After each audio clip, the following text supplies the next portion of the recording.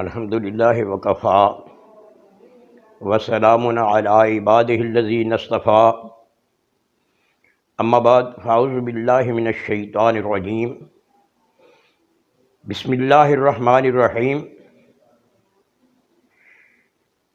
آج مجھے جس موضوع کا اظہار خیال کرنا ہے وہ ہے کہ دنیا اور دنیا دار۔ ابن سیدہ نے جریر کے حوالہ سے لیث سے روایت کی ہے کہ حضرت عیسیٰ بن مریم کے پاس ایک آدمی آیا اور اس نے اظہار خیال یوں کیا کہ میں آپ کے پاس رہنا چاہتا ہوں۔ حضرت عیسیٰ علیہ السلام نے اسے اپنے پاس ٹھہرا لیا۔ ایک دن حضرت عیسیٰ علیہ السلام نے کوئی سفر کا ارادہ کیا تو اس دوست کو اپنے ساتھ لے لیا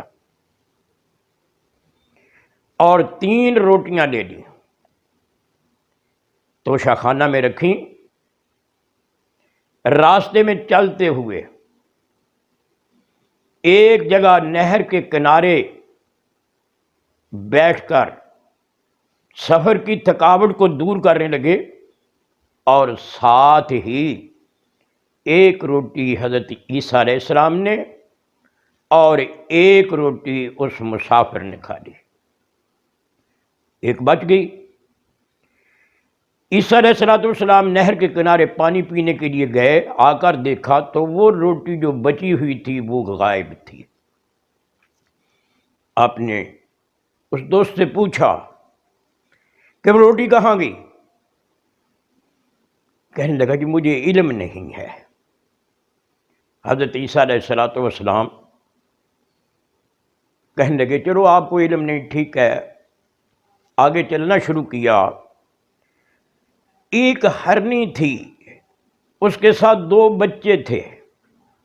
عیسیٰ بن مریم نے ایک بچے کو پکڑا اور اس کو ذبح کیا، پکایا اور کھایا۔ پھر اللہ کے حکم سے اس بچے کو زندہ کیا۔ زندہ ہونے کے بعد اب اس سے پوچھا کہ آپ بتائیں کہ یہ ہرنی جو ہے وہ اس سے پوچھا جا رہا ہے کہ آپ بتائیں کہ وہ روٹی کس کے پاس ہے۔ پھر بھی ہرنی کے بچے کے بتانے کے باوجود وہ نہ مانا۔ آخر عیسیٰ بن مریم نے ریت کے ذرات کو اٹھایا اور ان کو حکم دیا کہ کن ذهباً بإذن اللہ، اللہ کے حکم کے ساتھ سونا بن جاؤ۔ وہ سونا بن گئی۔ اب عیسیٰ علیہ السلام نے اس آدمی سے کہا کہ اس کے 3 حصے کرنے ہیں میں نے، ایک حصہ میرا ہوگا، ایک حصہ آپ کا ہوگا اور ایک حصہ اس کا جس نے تیسری روٹی کھائی ہے۔ تو وہ شخص کہنے لگا کہ وہ تیسری روٹی میں نے ہی کھائی ہے جی، یعنی پہلے بولتا نہیں ہے، اگر بولتا ہے تو جھوٹ بولتا ہے۔ اب وہ مان گیا۔ جب عیسیٰ بن مریم نے یہ بات دیکھی کہ اب اس کا جھوٹ واضح ہو گیا ہے تو فرمایا یہ سونا سارا آپ خود رکھ لیجیے۔ عیسیٰ علیہ السلام اس کو وہیں چھوڑ کر آگے نکل گئے، چلے گئے۔ اب اس کے پاس 2 آدمی آتے ہیں، مسافر ہیں۔ انہوں نے دیکھا کہ وہ آدمی بیٹھا ہوا ہے، سونے کے ذرات، سونا کتنا سارا ڈھیر لگا ہوا ہے اس کے پاس۔ انہوں نے کہا کہ ہم تو آپ کو قتل کریں گے اور یہ سونا ہم حاصل کریں گے۔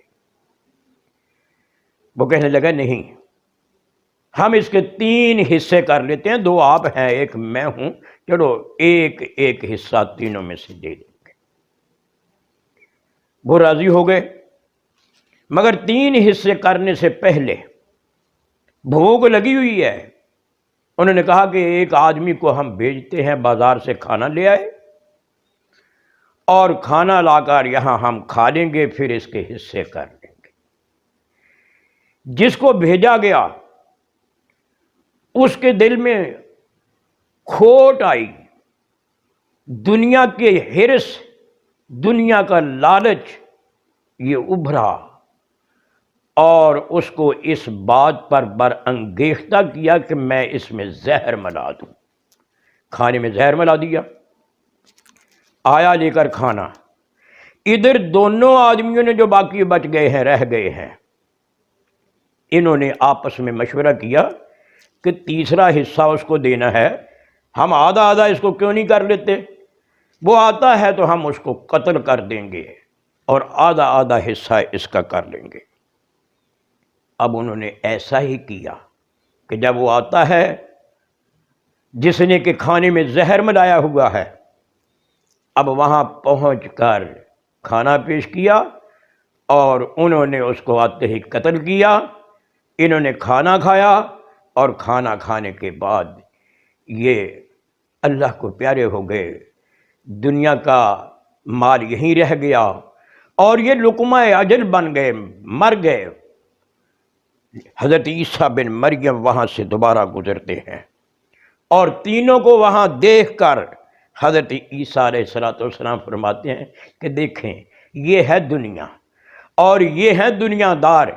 یہ دنیا نہ کسی کی بنی ہے اور نہ اس کے دنیا دار جو لوگ ہیں وہ اس بات کو سمجھتے ہیں۔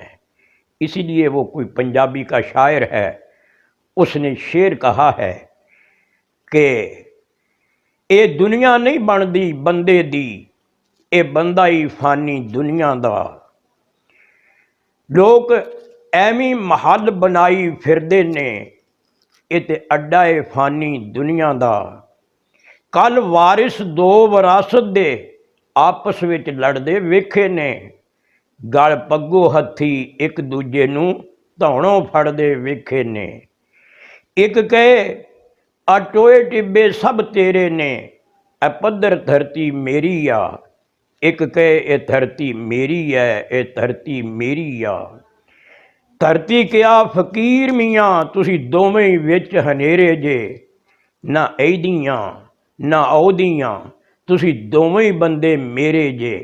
دنیا یہیں کی یہیں رہ جائے گی اور آدمی اس دنیا سے رخصت ہو جائے گا۔